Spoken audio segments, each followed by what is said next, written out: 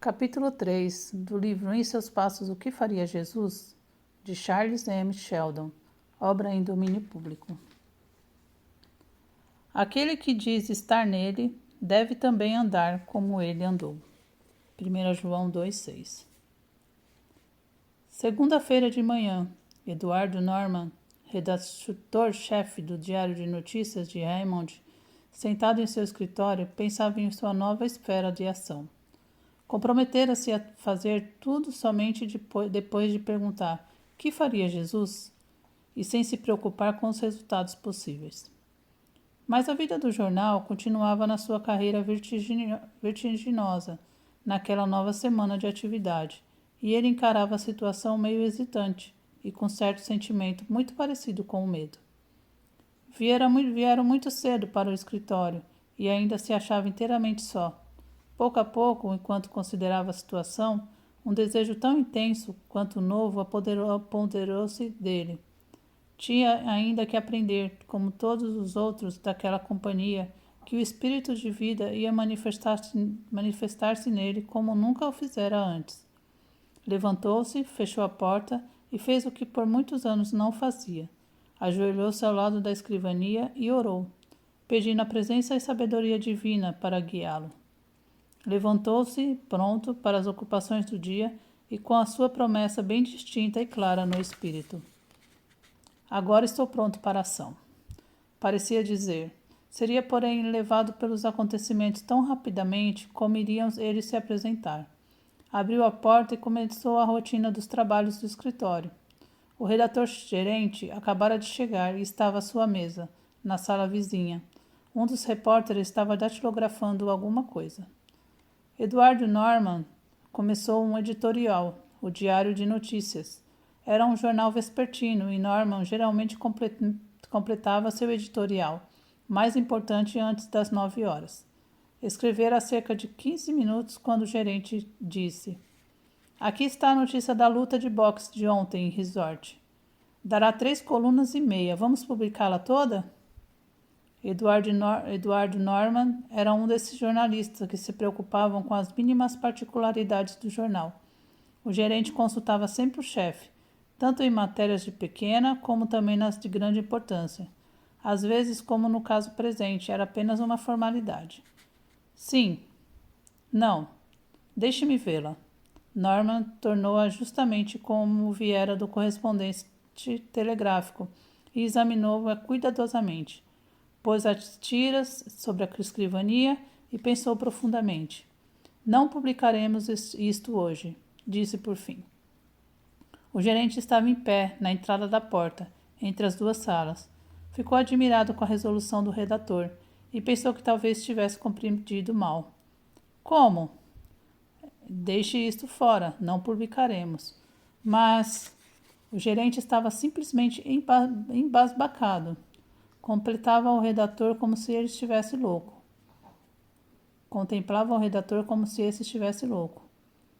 Eu penso, Clark, que não deve ser publicado. Não falemos mais nisso, disse Eduardo Norman, levantando-se à vista da escrivania. Clark raras vezes argumentava com o chefe. A palavra de Norman fora sempre lei no escritório, e ele raramente mudava de resolução. As circunstâncias atuais, porém, pareciam tão extraordinárias que Clark não podia deixar de falar. Quer dizer que o jornal irá para o prelo sem uma palavra a respeito da luta de boxe? Sim, é justamente isso que eu desejo. Mas isso é incrível. Todos os outros jornais publicarão essa notícia. O que dirão nossos assinantes? Isso é simplesmente... Clark interrompeu-se, incapaz de achar palavras que exprimissem seu pensamento. Norman olhou pensativo. O gerente era membro de uma igreja de denominação diferente da de Norman. Os dois homens não conversavam nunca sobre religião, ainda que fossem associados no jornal há vários anos.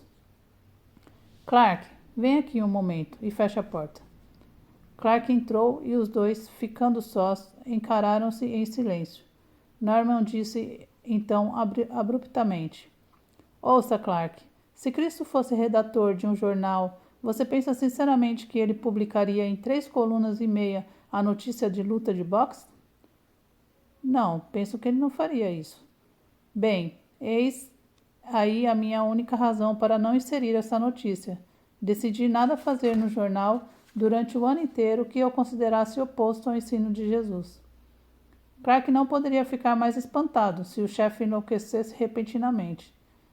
Ele estava de fato pensando que alguma coisa estava fora dos eixos, ainda que, em seu juízo, Eduardo Norman fosse um dos últimos homens do mundo capaz de perder a razão.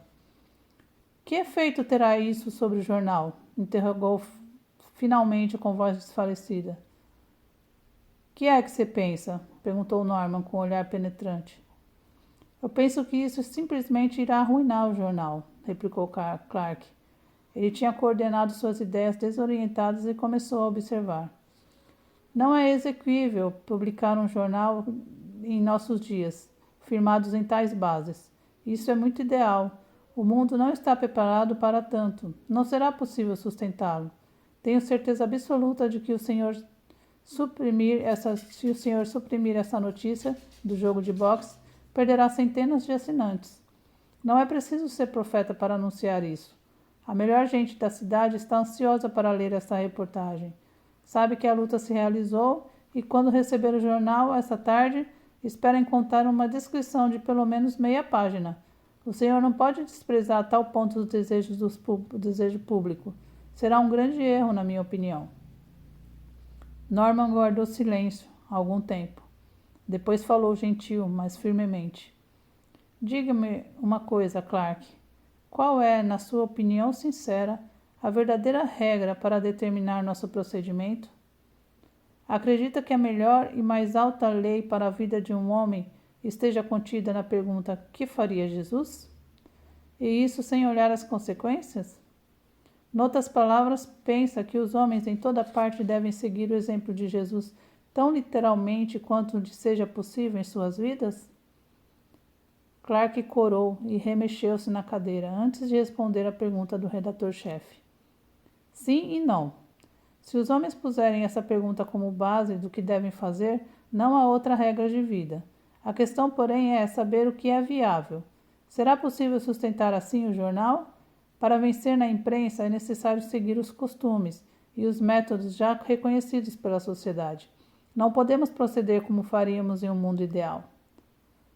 Quer dizer que não podemos dirigir o jornal rigidamente aos princípios cristãos sem arriscar o seu bom êxito?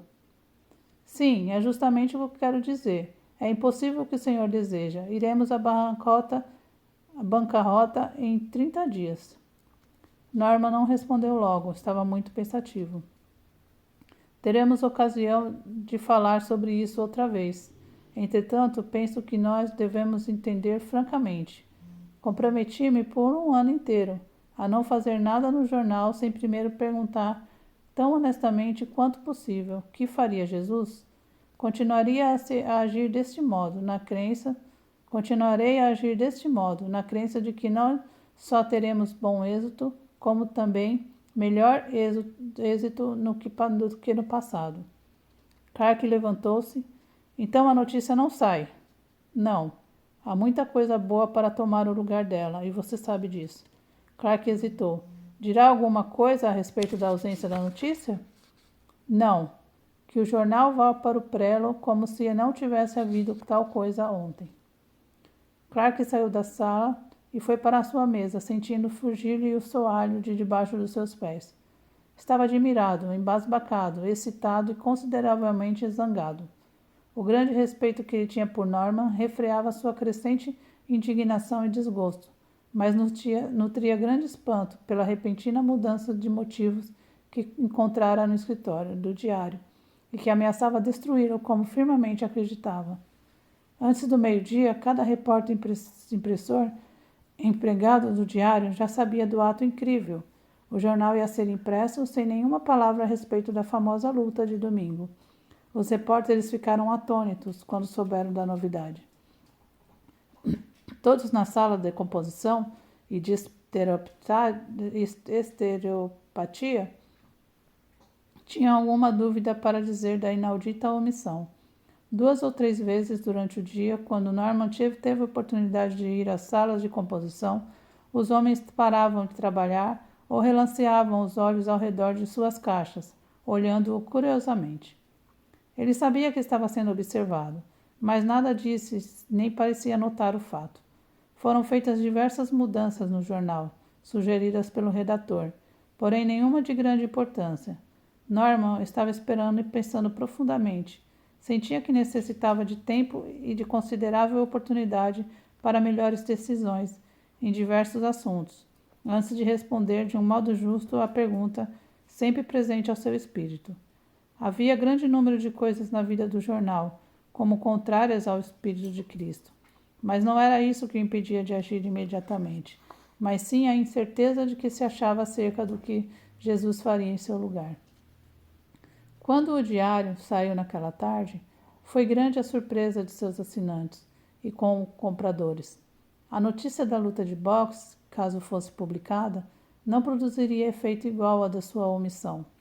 Centenas de homens nos hotéis e casas comerciais pela cidade toda, bem como os assinantes regulares, abriram ansiosamente o jornal e procuravam nele a redação da grande luta. Não a achando, corriam para os vendedores que por ali estavam e compravam outros jornais. Nem todos os meninos sabiam do caso. Um deles estava gritando: "Olha o diário! Notícia completa da grande luta de boxe no resort! Olha o diário!" Um homem no canto da avenida, perto da redação, comprou o diário. Percorreu a primeira página apressadamente e então, zangado, chamou o menino. "Venha cá, rapaz. Que é que tem o seu jornal? Não há nenhuma notícia da luta. Como é que você está vendendo jornais velhos?" "Jornais velhos?" replicou o menino com indignação. "É jornal de hoje. O senhor está doido?" "Mas veja aqui, não há nenhuma notícia da luta." O homem devolveu-lhe o jornal e o menino olhou rapidamente, e então começou a assobiar com um ar consternado. Vendo outro menino correndo com os jornais, chamou: "Sam, deixe-me ver seus jornais." Um apressado exame confirmou o fato incrível. Todos os exemplares do diário estavam silenciosos a respeito da luta. "Venha cá, dê-me outro jornal, um que traga a notícia", gritou o freguês. Tomou-o então e foi andando, enquanto os dois meninos ficaram trocando observações, admiradíssimos com o acontecimento. "Sam, há alguma coisa desparafusada no diário", disse o primeiro. Como, porém, não soubesse o que era, se pôs a correr na direção do jornal acusado, para saber o que se passava. Havia outros meninos na sala de distribuição, e estavam todos excitados e desgostosos. As reclamações vociferadas, em linguagem de rua, contra o encarregado da seção teriam levado outro qualquer ao desespero. Ele sofria isso mais ou menos todos os dias, e por consequente já havia acostumado. Norman descia nesse momento as escadas, indo para casa. Parou na porta da casa e olhou para dentro. "Que há por aqui, Jorge?" perguntou ao empregado, olhando a confusão e o barulho. "Os rapazes dizem que não podem vender nenhum exemplar do diário esta tarde, porque não traz a notícia da luta de boxe", replicou Jorge, olhando curiosamente para o redator-chefe, como os outros empregados tinham feito durante o dia. Norman hesitou um momento e depois entrou na sala e dirigiu-se aos meninos. "Quantos jornais há aqui, rapazes? Podem contá-los, que eu os comprarei hoje." Os meninos olharam espantados e contaram os jornais ruidosamente. "Dê-lhes o dinheiro, e se vierem outros com a mesma queixa, compre todos os exemplares que não tenham podido vender." Depois, virando-se para os meninos, perguntou: "Estão satisfeitos?" "Satisfeitos? Que pergunta! Mas o senhor vai fazer todas as tardes essa camaradagem conosco?" Norman sorriu ligeiramente, mas não respondeu. Saiu do escritório e foi para casa. No caminho, não podia evitar aquela constante pergunta: Jesus faria isso? Não era tanto com referência ao seu último ato, mas ao conjunto de motivos que o tinha impelido desde o momento em que tomara o compromisso. Os vendedores de jornais sofreriam prejuízos inevitáveis com a sua decisão. Por que perderiam eles dinheiro por essa causa? Não deviam ser censurados nas suas reclamações. Ele era rico e podia comunicar um pouco de alegria às suas vidas, se assim quisesse. Quando chegou à casa, estava certo de que Jesus teria feito o que ele fizera, ou alguma coisa semelhante. Podia, pois, ficar livre de qualquer sentimento de injustiça. Não decidia essas questões para os outros, mas para si mesmo. Não dogmatizava, mas sentia que devia se guiar na interpretação dos atos prováveis de Jesus, unicamente pela sua própria consciência e juízo. Previra até mesmo, certo ponto, a diminuição da venda dos jornais. Entretanto, ainda estava longe de ver a extensão dos prejuízos que o ameaçavam se persistissem na resolução.